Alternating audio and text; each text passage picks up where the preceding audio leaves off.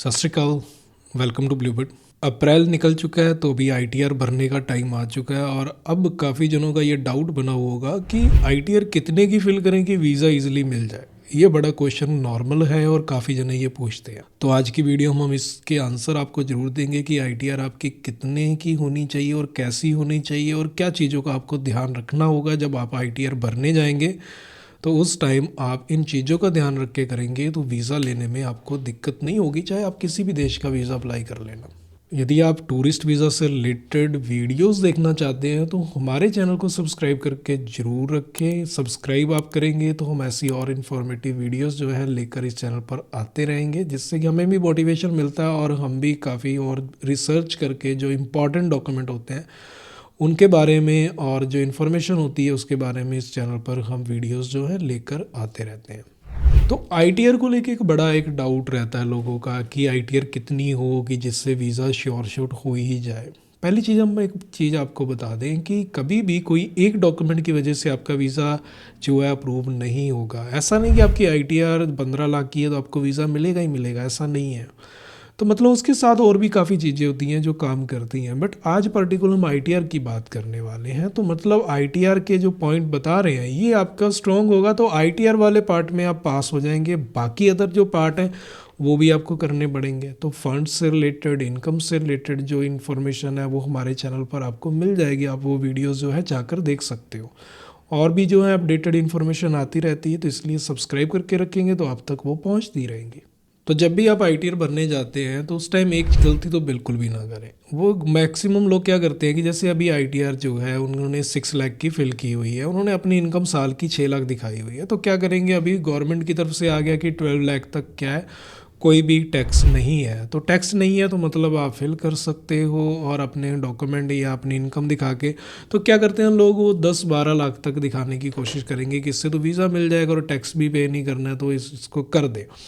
मत करो, तब तक मत करो जब तक आपके पास उतने अमाउंट के इनकम प्रूफ नहीं है। आपने आईटीआर दिखा दी 10 लाख की, लेकिन जो आप सैलरी दिखा रहे हो 50,000 रुपये महीना और कोई इनकम भी साथ में नहीं दिखा रहे हो, तो वीज़ा अफसर क्या समझेगा। आपकी आईटीआर तो ये कह रही है कि आप साल में 10 लाख कमाते हो, और बट आपकी जो इनकम है वो कह रही है कि आप साल में जो है वो कमाते हो 6 लाख रुपया।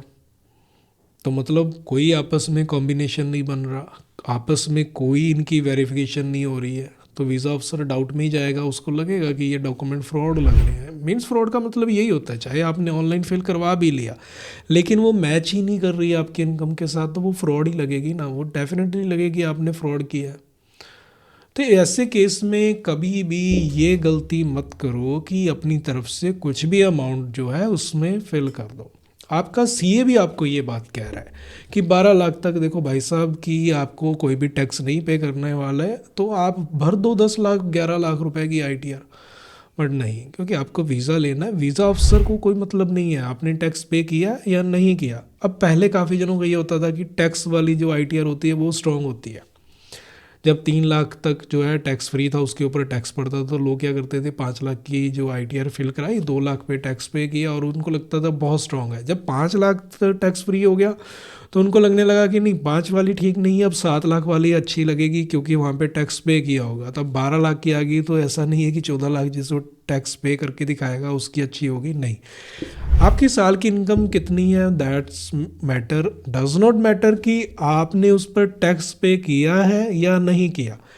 टैक्स लगना है या नहीं लगना ये इंडियन गवर्नमेंट का काम है, ये उन पे डिपेंड करता है कि वो आपसे टैक्स लेंगे या नहीं लेंगे। इससे मैटर नहीं करेगा कि वीज़ा अफसर देखे कि हाँ इस बंदे ने 50,000 रुपये टैक्स दिया, चलो इसको वीज़ा दे देते हैं, नहीं, ऐसा कुछ नहीं है। आपकी इनकम उसके अकॉर्डिंग होनी चाहिए। तो इसलिए ये दिखाने के लिए कि मैंने टैक्स पे किया है, फालतू का टैक्स मत पे करो। यदि आप टैक्स एलिजिबल हो तो पे करो, यदि नहीं है तो फिर क्यों पे करना। जब आपके ऊपर टैक्स पड़ ही नहीं रहा तो फिर आप टैक्स क्यों पे करोगे। तो अपनी आईटीआर जो है डॉक्यूमेंट के हिसाब से फिल करवाओ, ना सीए के कहने पे ये चीज़ को बढ़ाओ, ना वीज़ा लेने के लिए चक्कर में पड़ो। क्योंकि बहुत लोग इस चीज़ को एडवाइस कर देते हैं कि 12 लाख के हो गया टैक्स फ्री तो 12 लाख की ही आईटीआर दिखा देना, वीज़ा पक्का हो जाएगा। कई लोग इस तरीके से भी कहते हैं। तो वीज़ा पक्का नहीं होगा जब तक आपके सारे डॉक्यूमेंट जो है वो प्रॉपर नहीं होंगे। तो सारे डॉक्यूमेंट में आपके इनकम प्रूफ भी आते हैं, आपके रीज़न भी आता है ट्रैवल करने का, आपके वापस आने के भी रीज़न क्या है, आपका कवर लेटर कैसे बनाया है, आपने ट्रैवल प्लान कैसे बनाया हुआ है, आपके पास फंड्स पुराने हैं नए हैं कैसे आए हैं।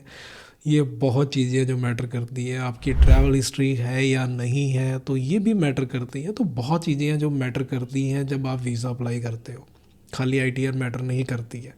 तो इसलिए इन चीज़ों को लेके आप कभी मत पे करने जाना।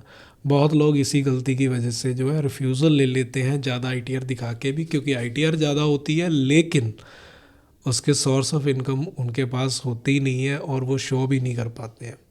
जितने सोर्स ऑफ इनकम आप दिखा सकते हो उतनी ही आईटीआर फिल करनी है।